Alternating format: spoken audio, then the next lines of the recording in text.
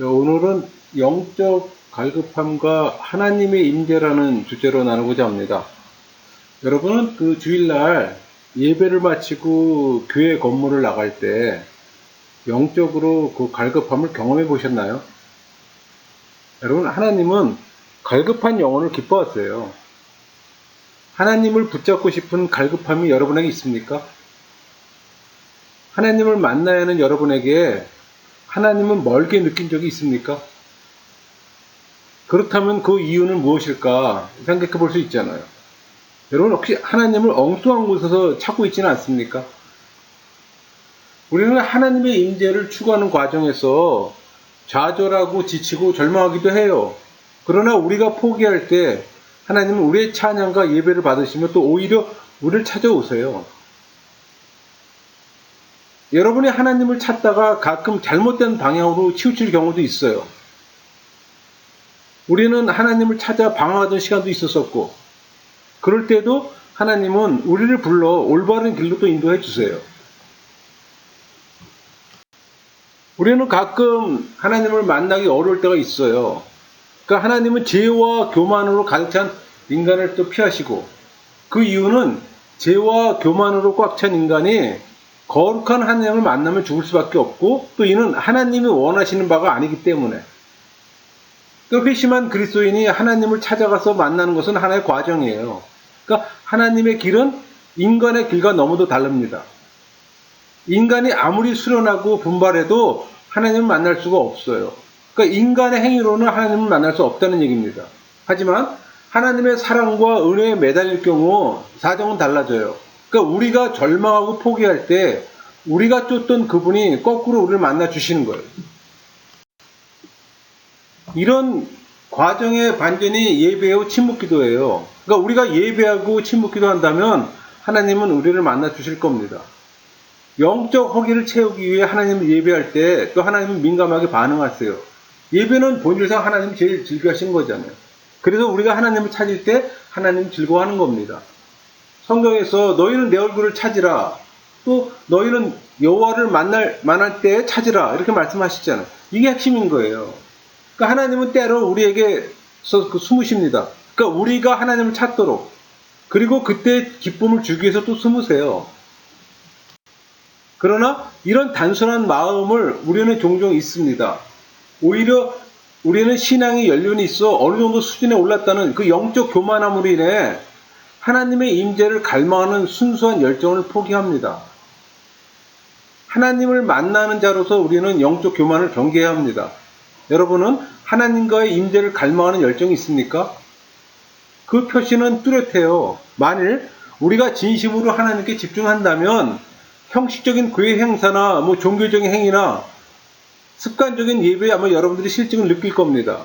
그러니까 순전한 갈망으로 하나님을 예배하는 자는 하나님의 마음을 또 사로잡고, 이럴 때 또 하나님 스스로 우리의 영역으로 들어오시는 거예요.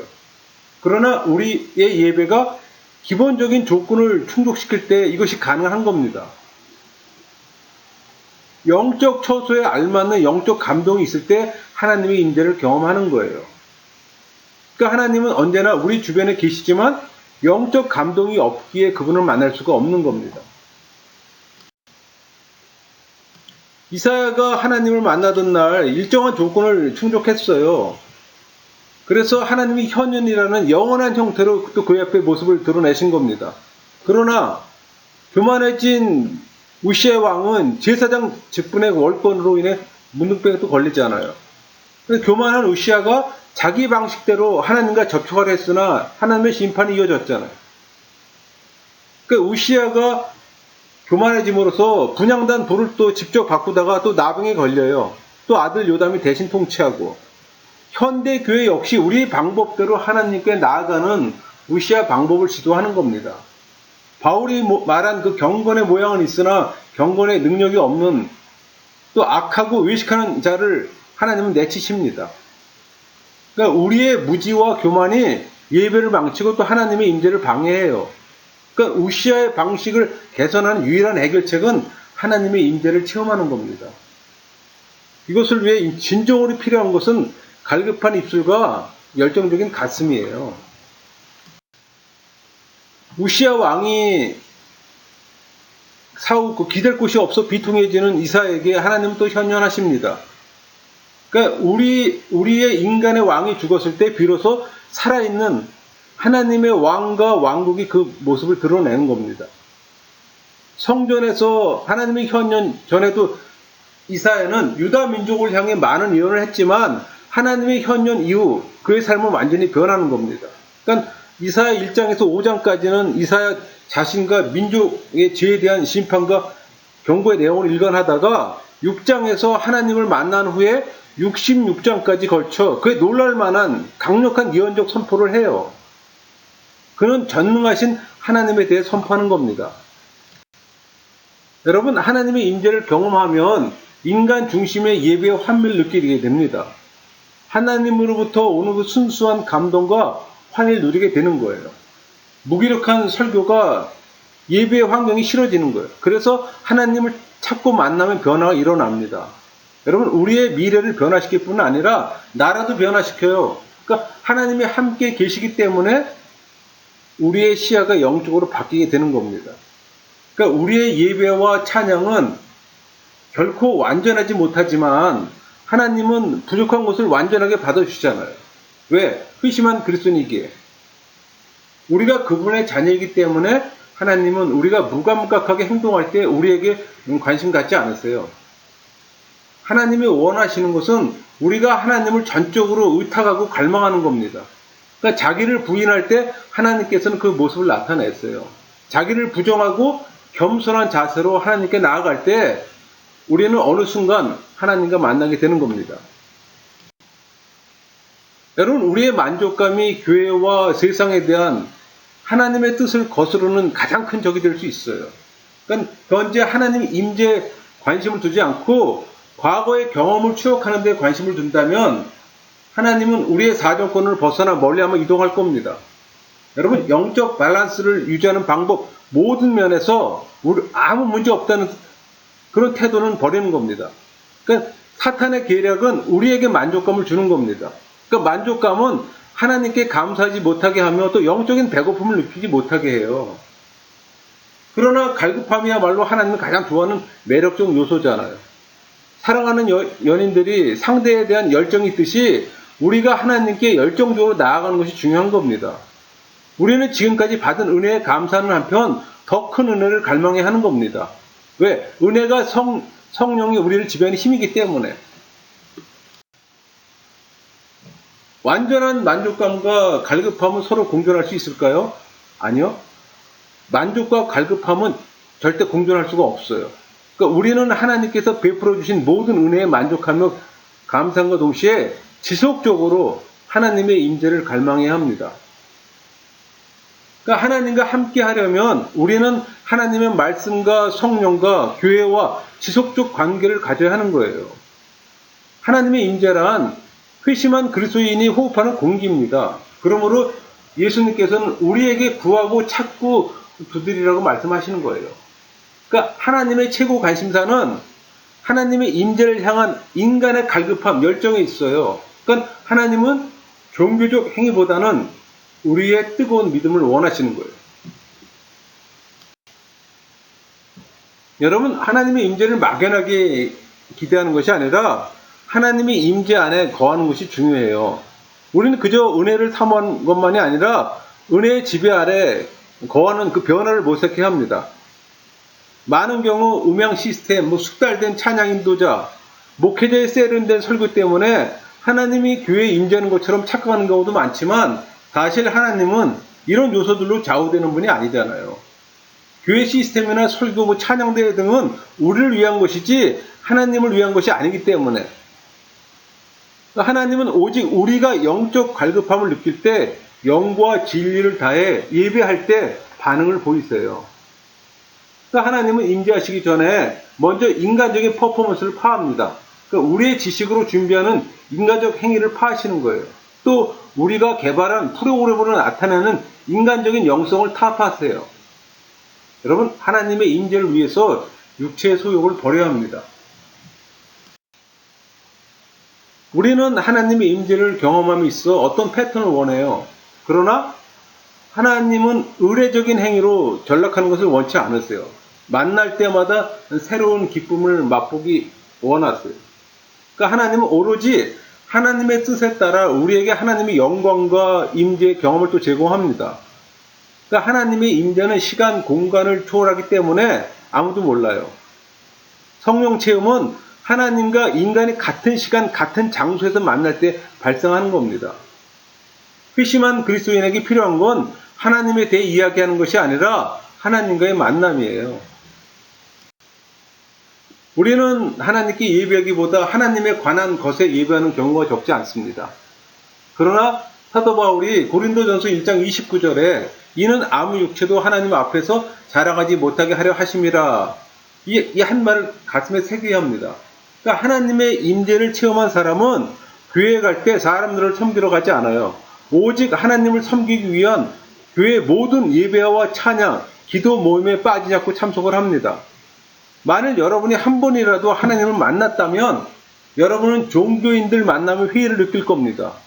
왜냐하면 여러분의 관심은 오직 하나님께만 집중되기 때문에.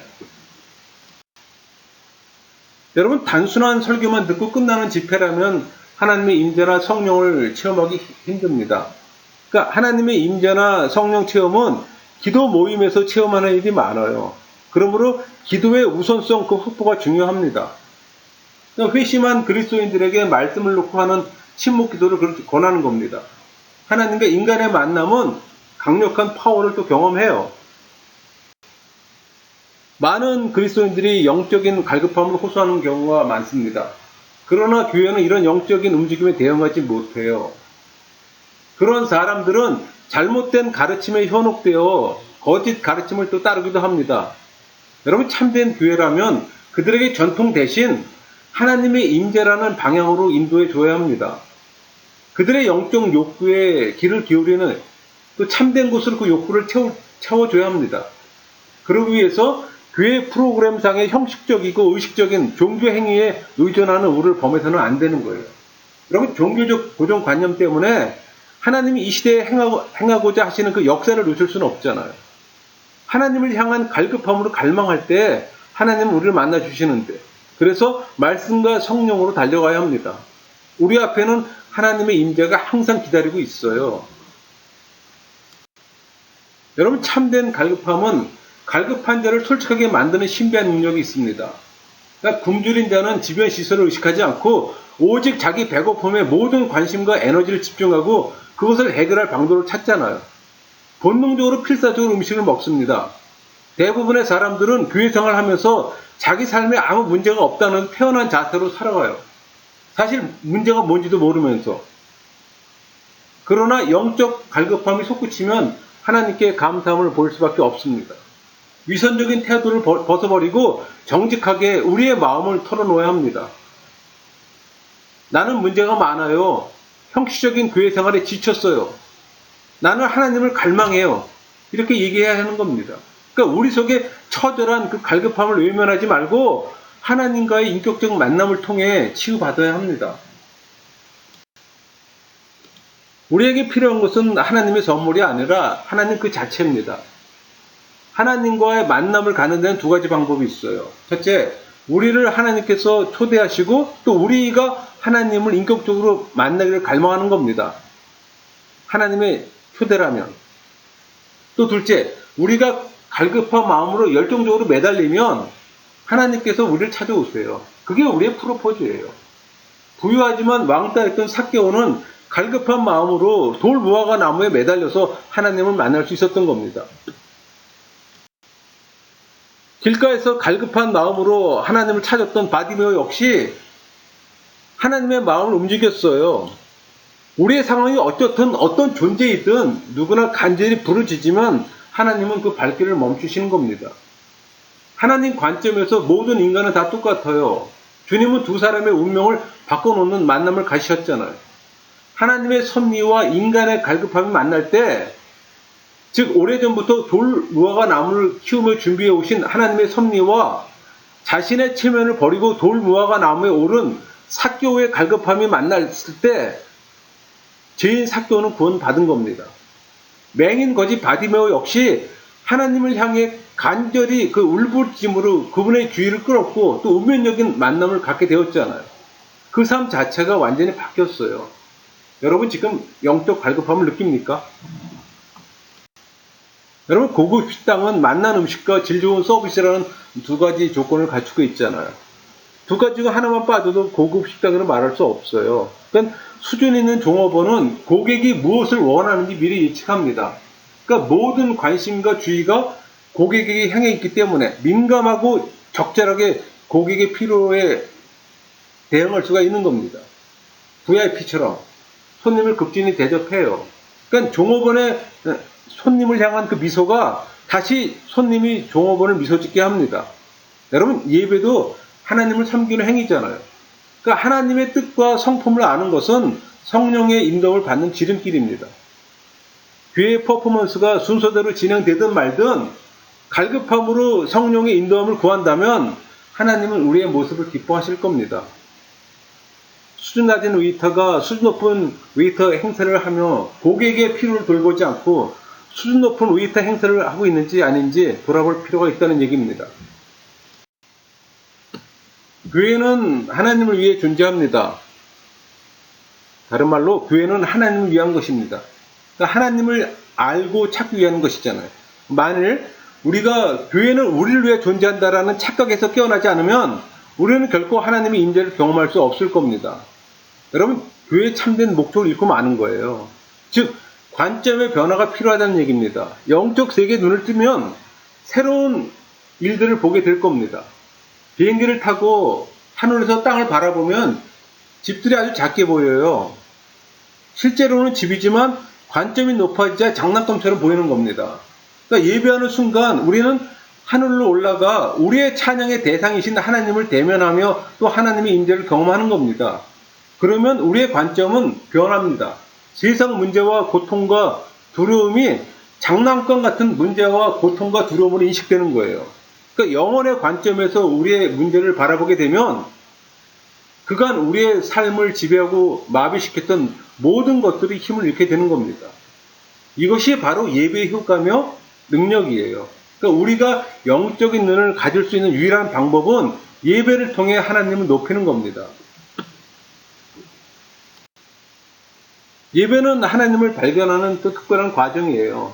우리가 갈급하면 하나님은 우리의 갈급함을 채워주시잖아요. 그러나 하나님의 임재는 광야의 만나와 같아서 매일매일 구해야 합니다. 어제 것에 집착하지 않고 오늘 신선한 것을 구해야 하는 겁니다. 오순절 다락방에 모인 사람들은 하나님의 때를 기다리며 하나님의 스케줄에 맞춰 준비하고 있었어요. 예수님의 승천 직전 예수님께서 기다리라고 부탁한 500명 가운데 상당수는 기다리지 못해 성령과 운명적 만남을 가질 수 없었지만 소수는 열흘간 철회하며 기도함으로 만났잖아요. 그러니까 우리의 문제는 조급하게 서두른 데 있습니다. 그러나 하나님의 생각과 인간의 생각은 근본적으로 달라요. 그러니까 우리의 목표는 오직 하나님의 임재 체험입니다. 우리는 하나님이 주신 좋은 은사들 때문에 하나님의 직접적인 개입을 기다리지 못하는 경우도 있습니다. 그러니까 은사는 하나님을 섬기고 모든 선한 일에 유익하도록 하나님이 주신 것이지만 우리는 어리석게도 은사를 또 우상화합니다. 그래서 하나님을 만나는 자리를 떠나 자신의 필요를 채우는 자리로 옮겨가는 거예요. 그러나 우리는 하나님의 선물이 아닌 하나님의 존재 그 자체에 주목해야 합니다. 우리가 하나님을 구할 때 하나님께서는 당신을 보이실 뿐만 아니라 풍성한 은사도 내려주실 겁니다. 우리는 이미와 아직의 시간 속에 살고 있잖아요. 하나님은 약속하셨지만 그 약속은 아직 성취되지 않았어요. 그러므로 지금 할 수 있는 것은 가장 좋은 곳으로 하나님을 섬기며 기다리는 겁니다. 갈급한 마음으로 하나님께 나아갈 때 그곳이야말로 하나님을 만나는 장소가 될 겁니다. 여러분, 부흥의 출발점은 우리의 갈급함입니다. 그러니까 우리의 영적 갈급함은 전능하신 하나님을 우리 안에 오시게 하는 거예요. 시편 34편 17절 18절 볼까요? 의인이 부르짖음에 여호와께서 들으시고 그들의 모든 환난에서 건지셨도다. 여호와는 마음이 상한 자를 가까이 하시고 충심으로 통회한 자를 구원하시는도다. 마태복음 5장 6절. 의에 줄이고 목마른 자는 복이 있나니 그들이 배부를 것이며. 교회는 예배를 위한 장소이며 또 하나님께 하는 예배는 하나님의 임재를 위한 겁니다. 풍요로운 부자가 하나님께 나아가 채워달라고 하면 아무 소용없어요. 넘치도록 풍족할 때는 만나주시지 않으세요. 공경에 빠졌을 때, 가장 곤고하고 겸손해졌을 때 만나주신다는 얘기입니다. 그러니까 하나님 없이도 잘 사는 사람에게 아무 일도 하지 않으시나 오직 하나님만 의지하는 자에게 하나님은 축복하세요. 그러니까 하나님은 우리의 갈급한 마음에 충만함을 폭포처럼 부어주시길 원하십니다.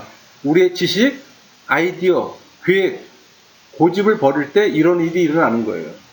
그러니까 우리는 하나님께 자신의 갈급함만 보이지 말고 주변 사람들의 고통과 그들의 갈급함도 알리세요. 이런 일에 그 본을 보이신 예수님은 우리의 중보자잖아요. 그러니까 우리가 예수님을 본받아 서로 간구할 때 그 기도는 우리를 도울 수 있도록 또 통로 역할을 할 겁니다. 하나님은 우리가 하나님께 간구하길 또 기다리고 계세요. 맹인거지 바디메오처럼 주께 간구해야 합니다. 주께 갈망하는 마음을 표현하세요. 단 잊지 말아야 할 것은 여러분이 예수님의 주의를 끌려 노력할 때 분명 누군가가 끼어들어 여러분을 방해할 것이라는 것도 기억하세요. 또한 믿음의 밭에 씨를 뿌리기 위해 씨앗을 모두 뿌리고 나면 당장은 아무것도 없는 것 같지만 머지않아 또 풍성한 열매를 거두게 될 겁니다.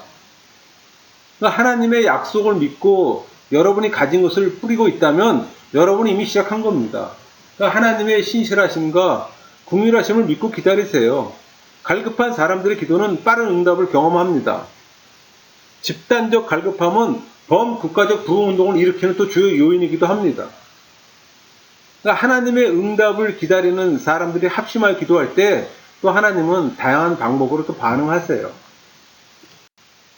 여러분, 예수님을 아는 것과 예수님에 대해 아는 것은 너무도 다릅니다. 그러니까 우리가 가지고 있는 정보의 원천은 말씀 그 자체이며 말씀은 또 정확무어해요. 그러나 인격적으로 하나님을 갈망하지 않고 말씀에 대한 지식만 쌓으면 결코 진리의 지식인 하나님을 아는 삶을 이룰 수 없어요. 여러분, 설교와 찬양만으로는 안 돼요. 하나님의 인재를 체험하는 초자연적 만남을 통해 참된 부흥이 일어납니다. 하나님의 인재를 추구하며 교회에 나갈 때 그 나라의 영적인 공기는 급속히 변하는 겁니다. 우리가 영적 갈급함을 느낄 때 그 갈급함은 우리를 높은 곳으로 또 이끌어요. 또한 하나님은 우리를 찾아오시고 우리가 가진 경험 또 하나님의 이름으로 이룩한 것을 길게 늘어봐야 그것으로 하나님의 마음을 움직일 수는 없습니다.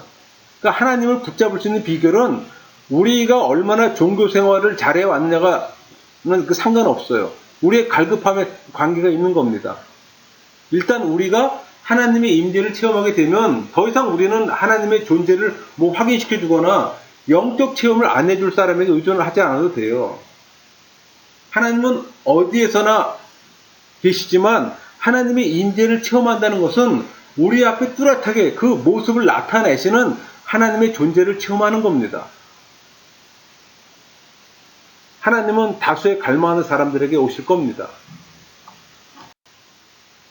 여러분, 중요하거나 위험한 것들을 다룰 때는 조심해서 걸어야 하는 것처럼 여러분이 그 하나님과의 만남을 이루기 위해서는 마음속에 느껴지는 하나님의 움직임을 예의주시해야 합니다. 평범한 그 일상 속에서도 여러분의 영혼 안에 내주하는 성령의 인도함을 망각해서는 안 됩니다. 성령의 인도함을 예배 모임이나 묵상의 시간까지 갈 수 있다면 여러분은 처음부터 다시 시작하지 않아도 됩니다. 여러분의 목표는 하나님의 임재와 하나님의 빛을 일상의 삶으로 이동시키는 능력을 키우는 겁니다. 그러니까 하나님은 우리가 하나님을 찾도록 허락하세요.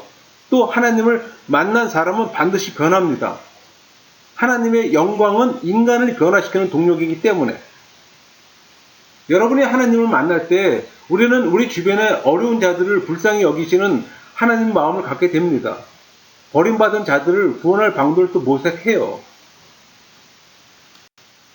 하나님의 임재가 지속하지 못하는 데는 나름 이유가 있습니다. 우리가 하나님과의 만남으로 우리의 영혼과 육체에 일어난 좋은 느낌에만 신경을 집중하기 때문에 여러분 이것은 본질이 아니에요. 비본질적인 겁니다. 그러니까 오직 하나님이 우리 전부가 되어야 하는 거예요. 그래서 관상 기도하는 사람들이 향심 기도를 하는 이유이기도 합니다.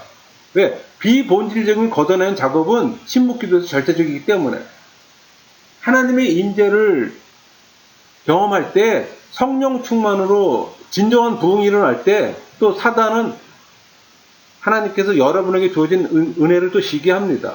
그래서 이런 것들로부터 방해받지 않기 위해서 우리 영혼 속에 또 교제의 방을 만들 필요가 있어요.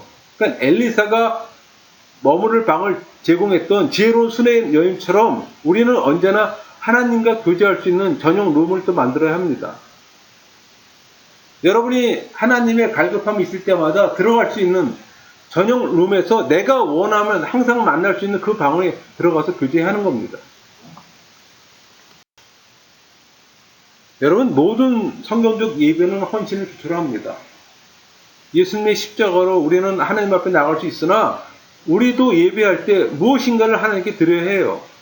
그러니까 하나님의 영광을 위해 하나님을 기쁘시게 하는 방법은 하나님보다 중요하게 여기는 모든 것을 포기하는 겁니다. 포기하지 않으면 변할 수 없어요. 여러분 내가 사는 집의 현관 자동키의 번호를 누군가에게 알려줄 정도라면 언제라도 문을 열고 들어와도 좋다고 허락해 준 거나 마찬가지잖아요. 그러니까 현관 자동키의 번호를 아는 사람의 정도라면 가족의 특권을 누릴 수 있다는 말입니다. 그러니까 하나님께서도 우리에게 하나님을 만날 수 있는 방법을 알려주셨어요. 창조주께서 피조물인 인간과 친밀한 교제를 나누는 걸 원하세요. 또 하나님은 우리에게 예수 그리스도를 주로 받아들일 것과 죄를 회개할 것을 요구하세요. 그러니까 은혜롭고 공의롭고 거룩하신 하나님의 모습 앞에서 값싼 은혜를 이야기해서는 안 됩니다. 또 하나님의 손에 있는 축복을 갈망하기보다 하나님의 임재를 갈망해야 합니다. 우리의 필요, 욕망을 만족시키기 위해 교회가 존재하는 것이 아니에요. 교회의 머리가 예수님이라는 사실을 기억하면 우리의 욕망은 부질없는 겁니다.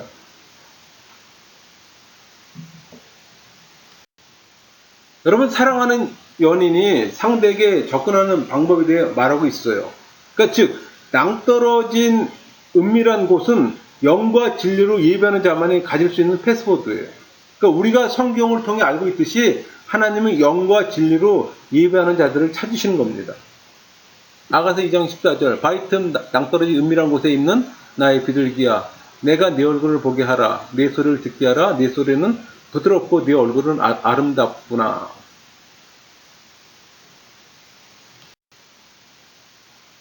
에스겔 선지를 통해서 하나님은 노아, 다니엘, 욥이 하나님의 사정권 안에 들어간 사람들임을 또 이야기하고 있습니다. 그들은 각자 환경 속에서 간절함으로 하나님께 나아간 사람들이잖아요.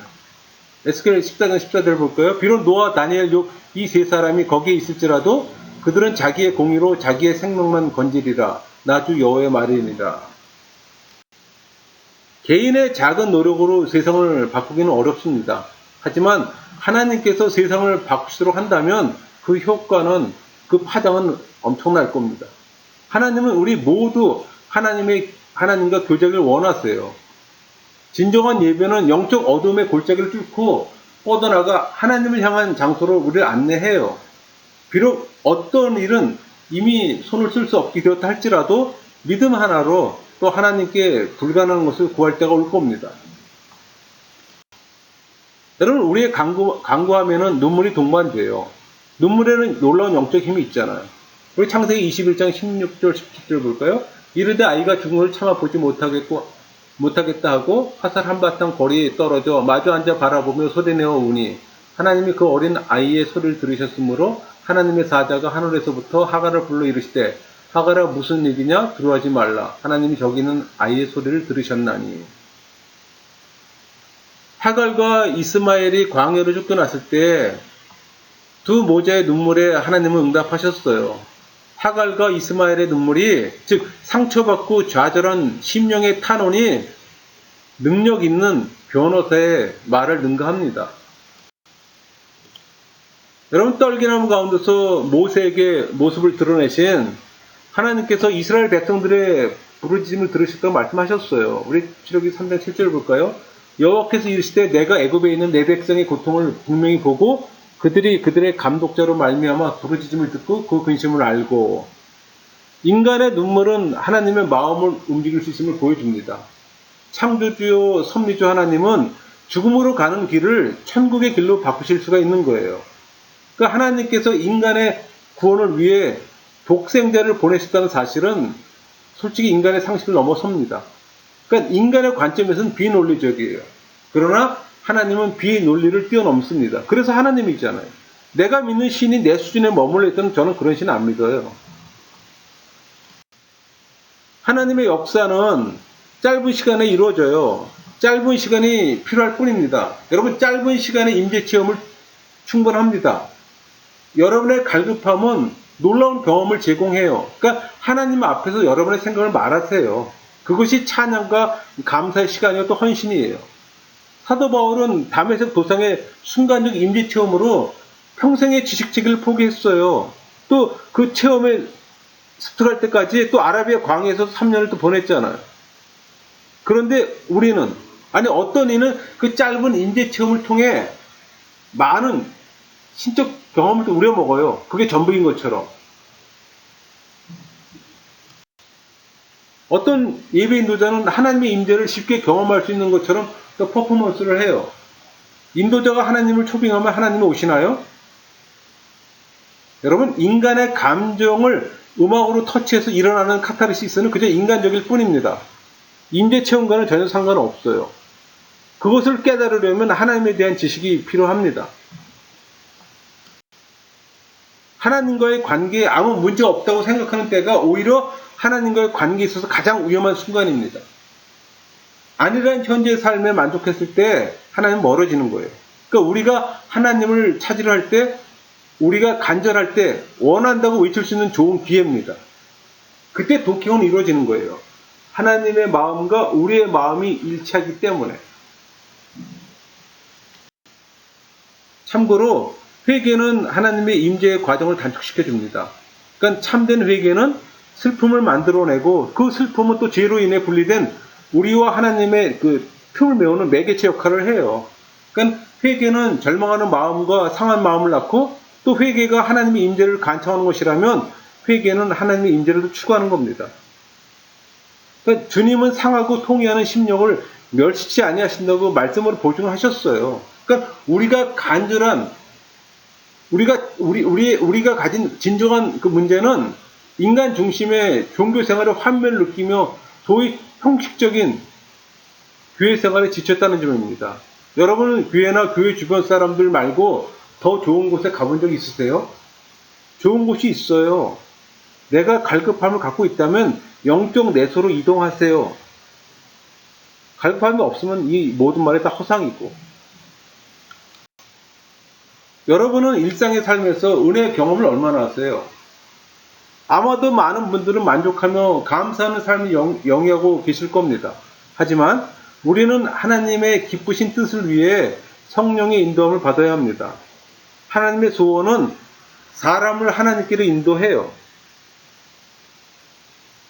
예배 후 우리 심령 속에 말할 수 없는 갈급함과 영적 불만족을 느꼈다면 나는 하나님을 원해요 라고 간구하세요. 하나님의 초대는 이 갈급한 상황에서 이루어집니다. 예배하는 자들은 그 과정 속에 대부분 좌절해요. 사도 바울이 전도여행 중 그 감옥에 갇혔을 때 그 순간은 분명히 좌절의 순간이었을 겁니다. 그러나 그때 그들이 선택한 행동은 하나님을 찬양하며 예배하는 겁니다. 그들은 상황에 무릎 꿇지 않고 오히려 그 상황을 굴복시켰어요. 한밤중에 드려진 예배는 마치 고통의 상황 속에서 미래에 대한 어떤 희망조차 없을 때 하나님의 임재를 구한 겁니다. 누구나 인생의 어려움을 경험하잖아요. 그때 하나님을 찾아야 합니다. 하나님은 상한 심령을 원하시는데 우리는 그 상한 심령의 고통 때문에 그 상황을 피하려고 애써요. 피하지 말고 하나님을 찾으세요. 신앙생활 하는 이유를 대라면 죽어서는 구원받은 영생이요, 사는 동안은 하나님 주신 평강이에요. 그 평강을 경험해야죠. 예수님을 주라고 시인하면서 평강 속에 살지 못하면 뭐가 잘못된 거죠. 여러분, 여기서 평강이란 세상이 주는 편안과 안락에서 오는 즐거움이 아니라 주님 안에서 경험하는 즐거움을 말합니다. 우리는 또 하나님의 말씀에 힘입어 감히 불가능한 것을 구할 때 또 상한 마음을 갖게 됩니다. 그러니까 사도 바울은 하나님으로 인해 경험하는 그 불만족한 삶 자체를 만족으로 여겼어요. 끊임없는 역경과 장애의 삶에서 하나님에 대한 갈급함을 표현했지만 수없이 많은 죽음의 문턱에서 그는 예배했어요. 그러니까 사도 바울의 삶은 영혼 구원을 위해 끊임없이 하나님을 향해 손을 뻗으며 또 하나님을 찾고 동행하는 삶이었습니다. 하나님은 우리의 자제를 원하세요. 그때 하나님을 찾는 인간의 무지와 악함 때문에, 그러니까 목회자를 부를 때도 마찬가지예요. 구원받은 자가 구원을 알기 때문에 구원받지 못한 불신자에 대해 마음 아파하는 겁니다. 그때 영혼 구원의 은사를 주세요. 그 은사를 받은 자가 목사가 되어야 하고 또 참목자가 되는 겁니다. 나머지는 직업일 뿐이에요. 여러분, 영적 훈련에는 지름길이 없습니다. 우리가 직면한 문제를 어떻게 이겨나가는지 우리의 이웃과 동료들은 주시하고 있습니다. 우리는 영적 어두움에서 우리의 처지와 환경에 관계없이 하나님을 찬양하며 예배하는 법을 체득해야 합니다. 그러면 회심한 그리스도인이 경험하는 임재 체험을 우리 모두가 경험하는 거예요. 하나님에 대해 잘 아는 종교인보다 하나님이 너무 보고 싶어 라고 말하는 신앙인이 됐어요. 상식적인 얘기지만 하나님에 대해 아는 차원을 넘어 교제하는 수준으로 나아갔어요. 여러분, 하나님을 찾는 자들의 시간 계산법은 보통 사람들과 다릅니다. 그러니까 하나님의 임재를 경험하지 못한 지 얼마나 되었나를 기준으로 삼기 때문에 초단위, 분단위로 체력 훈련하는 운동선수에게 1분은 길게 느껴지듯이 누군가를 의지하고 보고 싶어 할 때 시간은 더디 흘러요. 왜냐하면 상대방과 떨어져 있는 시간을 측정하고 있기 때문에. 여러분, 침묵 기도를 통해 하나님을 기다리다가 하나님이 오시는 순간 우리는 현실을 잊고 또 하나님 품으로 달려갈 겁니다. 그러니까 하나님의 임재를 기다리는 것은 하나님의 갑작스러운 출현을 또 예측하고 기다리는 겁니다. 여러분이 가는 길에 문제와 고통이 찾아오면 그 문제와 고통을 기도와 예배의 제단에 올리세요. 상한 마음을 찬양으로 승화시켜서 하나님을 찾는 과정에 박차를 가하세요. 하나님의 임재를 갈망하되 자아를 잊고 몰입하세요. 또 하나님의 임재는 교회 공동체보다는 개인적으로 나아갈 때 쉬워집니다. 여러분, 회심한 그리스도인이 모여 멈추지 않는 열정으로 하나님의 임재를 구할 때 공동체에서 임재를 경험할 수가 있는 겁니다. 회심한 그리스도인이 세속에서 마음이 상하는 일은 일상의 일입니다. 이것을 계기 삼아 수시로 하나님 만나세요. 영과 진리로 예배하는 자는 가장 갈급한 사람이에요. 합심에 기도할 때 하나님의 임재의 향기를 느끼지만 집으로 돌아오는 길에 그 향기가 사라진다면 임재를 발산하게 했던 그 진원지가 여러분이 아니에요. 진정한 갈급함으로 임재를 갈망하는 사람만이 하나님의 임재의 향기를 집에까지 가지고 갈 수가 있는 겁니다. 갈급한 마음으로 자신의 희생을 감수할 때 하나님의 은혜가 내 안에 머무르는 걸 체험할 겁니다. 맹인 거지 바디메오처럼 갈급함과 절망에 빠진 연약한 모습으로 하나님께 나아갔어요. 자존심과 위선의 껍데기를 벗어버리고 삭개오처럼 운명의 돌모가 나면 오르세요. 여러분이 회개할 때 하나님 만나주세요. 이제 외치세요. 주님, 저는 주님을 원합니다. 마치겠습니다.